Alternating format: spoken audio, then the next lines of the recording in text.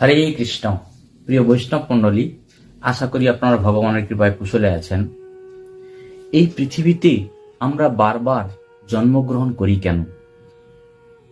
সে মানুষ, জীব জন্তু, যত প্রাণী আছে, সমস্ত প্রাণীর কথা বলা হচ্ছে যে কেন বারবার তারা ভিন্ন ভিন্ন পোশাক পরিবর্তন করে, ভিন্ন ভিন্ন দেহ পরিবর্তন করে এই মর্তলোকে বারবার তারা জন্মগ্রহণ করে। ভগবান কি বলছে, শ্রীকৃষ্ণ কি বলছে শ্রীমদ্ ভগবদ গীতায়?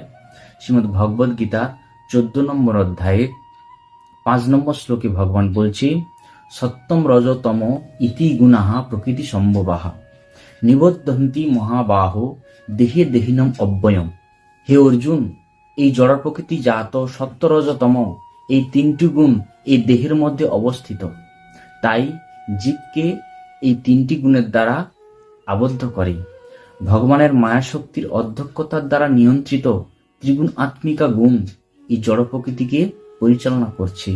জীব যখন তার মিথ্যা অহংকারের ফলে কামনা বাসনা চরিতার্থ করার ইচ্ছা প্রকাশ করে, তখন জীব, এই জগতের প্রতিটি জীব এই জড়জগতে পতিত হয়।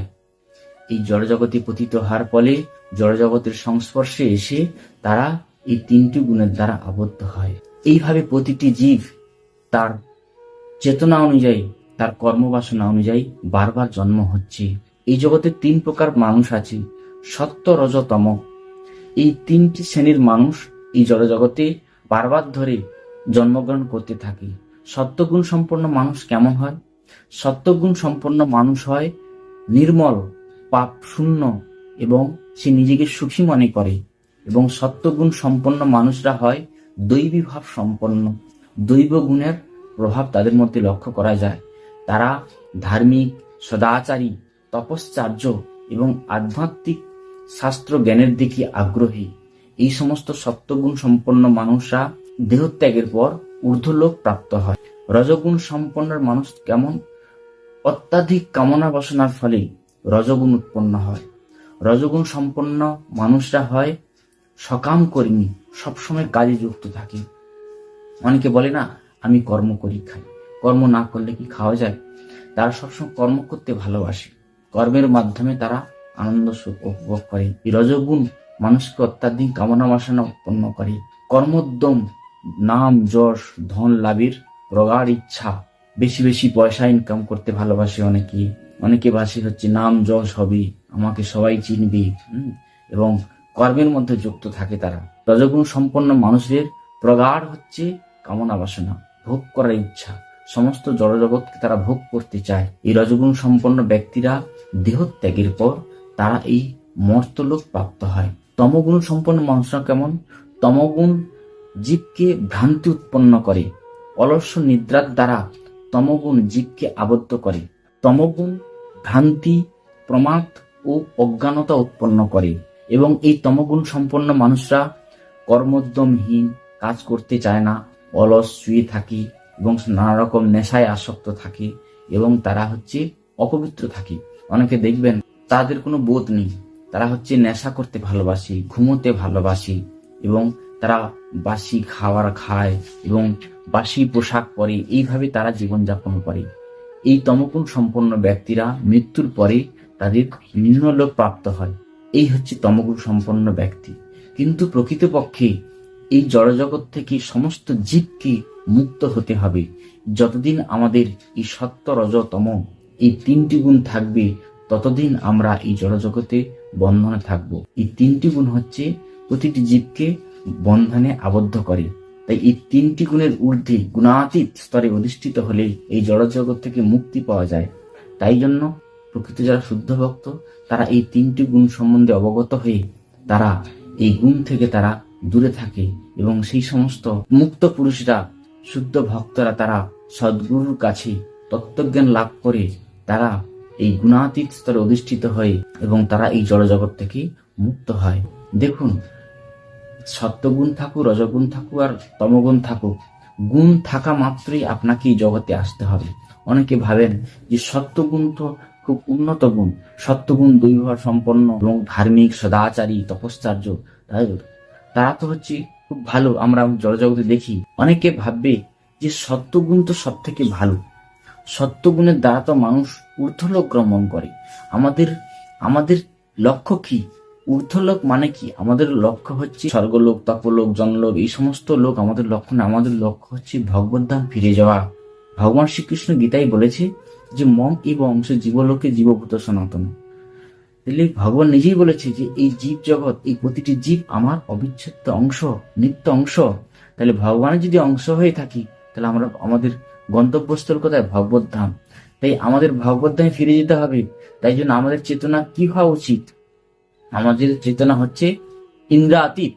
শাস্ত্রে কি বলা হয়েছে? অন্নাভিলাষিতা শূন্যম জ্ঞান কর্মাদি অনাবৃত্তম আনুকূল্যন কৃষ্ণানুশীলন ভক্তির উত্তমা। অন্য অনন্য। কৃষ্ণ ছাড়া আমাদের কোনো লক্ষ্য থাকবে না, কোনো গুণ থাকবে না। জ্ঞান কর্মাদি অনাবৃত্তম। আমি জ্ঞানী, আমি কর্মী, আমি যোগী, এই আমি আর আমার এই ভাব যতদিন আমাদের দেহের মধ্যে থাকবে, ততদিন আমরা এই আমি এবং আমার যতদিন আমাদের চেতনার মধ্যে ঢুকে থাকবে, ততদিন আমরা এই তম, রজ, সত্য, এই সমস্ত গুণের দ্বারা আমরা দেহপ্রাপ্ত হয়ে জড় জগতে পুনঃ পুনঃ আসতে হবে। তাই আমি এবং আমার যতদিন এই চেতনা থেকে, আমাদের চেতনা থেকে দূর হচ্ছে, ততদিন আমরা এই জড় জগৎ থেকে মুক্ত হতে পারবো না। তাই জন্য অনন্য ভক্তি আমাদের অর্জন করে আমাদের ভগবদ্ধামে আমাদের ফিরে যেতে হবে। তাই জন্য ভক্তগণ, আমরা যদি অনুশীলন করি, দেখুন কেউ তমগুণ থেকে একবারে উচ্চতর স্তরে, গুণাতীত স্তরে অধিষ্ঠিত হতে পারে না।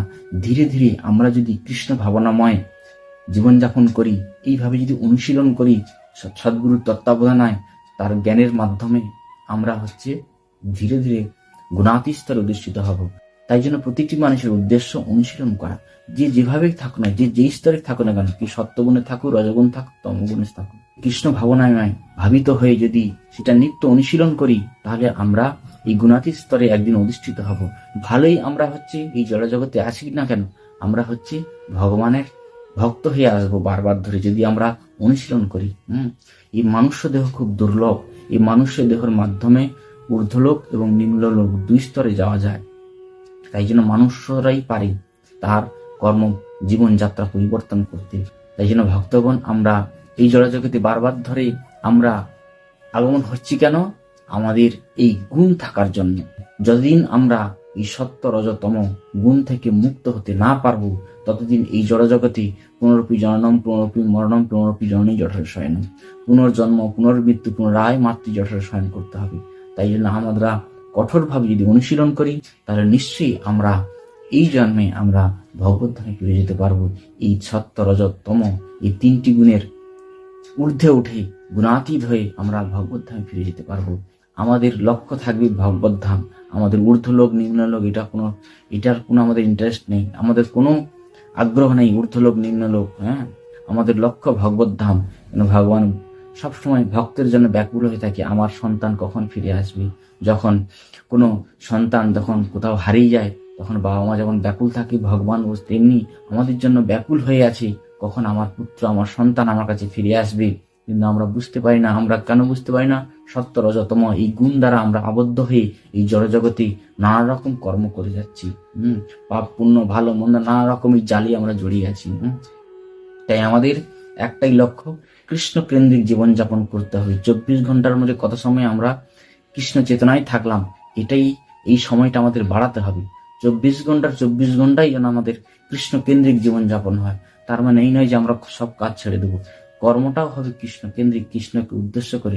আমরা যদি ভগবান শ্রীকৃষ্ণ উদ্দেশ্য করে কর্ম করি এবং সেই কর্মের ফল যদি ভগবান শ্রীকৃষ্ণকে অর্পণ করি, তাহলে আমরা সত্য রজতম পাপ পুণ্য কোনো ফল আমরা ভাগিদার হব না। তাহলে আমাদের সমস্যা কোথায়? আমরা এই ভোগাসক্তি, কামাশক্তি ভাব আমরা ত্যাগ করতে পারি না। আমি এটা করলাম, এটা আমি পাবো, এটাই আমাদের সর্বনাশের মূল কারণ। আবার এই কর্মের ফলটা যদি আমরা কৃষ্ণের জন্য অর্পণ করি, তাহলে আমরা গুণাতীত হয়ে যাব। ধরো আপনি ভগবানের জন্য সবজি আমান্য করছেন তো বেগুনের মধ্যে হয়তো পোকা আছে, পোকাটা কেটে মারা গেল। আপনি তো ভগবানের জন্য এই বেগুনটা অর্পণ করছেন, ভগবান নিবেদন করবেন। তাহলে এইরকম পাপ যদি হয়, তাহলে আপনি পাপ থেকে মুক্ত থাকবেন। ভগবান কেন্দ্রিক, ভগবানের সেবা কেন্দ্রিক যদি যা যা পাপ হবে, সেই পাপ থেকে আমরা সম্পূর্ণ মুক্ত এবং সেই কর্মের ফল ভগবানের জন্য অর্পণ করতে হবে। করলে আমরা এই তিনটি গুণ থেকে মুক্ত হয়ে ভগবদ্ধামে ফিরে যেতে পারবো। ভক্তগণ, আপনারা জানলেন যে আমরা কেন পুনরায় বারবার ধরে এই জগতে আবির্ভূত হই। আমাদের কামনা বাসনের জন্য। মন, বুদ্ধি, অহংকার, তাহলে মন এবং বুদ্ধি অহংকার কৃষ্ণ কেন্দ্রিক করে নি, তাহলে আমাদের এই জগতে আসতে হবে না। ভক্তগণ, যদি ভিডিওটি ভালো লেগে থাকে অবশ্যই একটি লাইক করবেন এবং যদি চ্যানেল নতুন হয়ে থাকেন চ্যানেল সাবস্ক্রাইব করবেন। আজকের মতো এখানে বিদায় রাখছি। সমস্ত বৈষ্ণব অনন্ত করে দণ্ডবত প্রণাম।